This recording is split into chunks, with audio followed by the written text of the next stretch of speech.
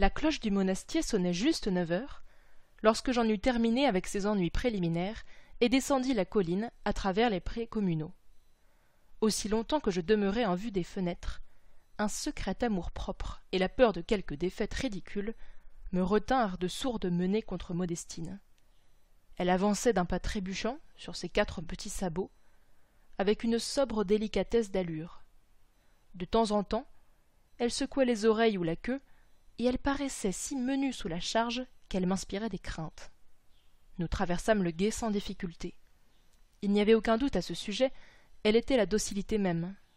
Puis, une fois sur l'autre bord, où la route commence son ascension à travers les bois de pin, je pris dans la main droite l'impie bâton du commandement, et, avec une vigueur tremblante, j'en fis application au baudet.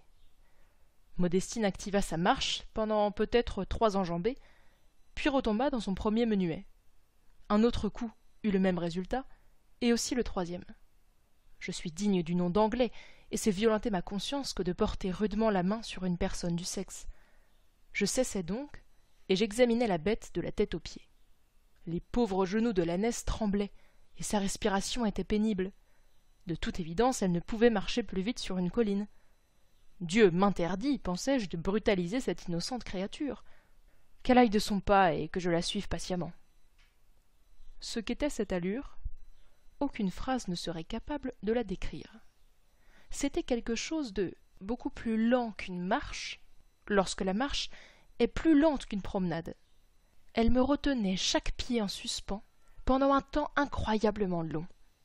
En 5 minutes, elle épuisait le courage et provoquait une irritation dans tous les muscles de la jambe. Et pourtant, il me fallait me garder tout à proximité de l'âne et mesurer mon avance exactement sur la sienne. Si, en effet, je ralentissais de quelques mètres à l'arrière, ou si je la devançais de quelques mètres, Modestine s'arrêtait aussitôt et se mettait à brouter.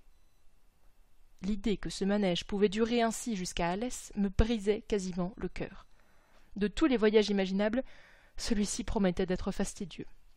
Je m'efforçais de me répéter qu'il faisait une journée délicieuse. Je m'efforçais d'exorciser, en fumant, mes fâcheux présages.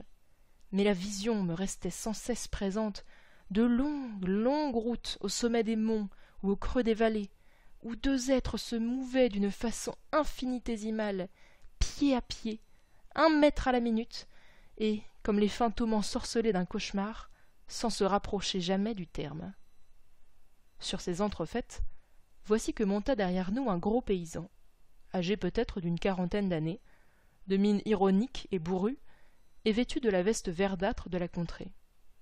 Il nous surprit cheminant côte à côte, et s'arrêta pour regarder notre pitoyable avance.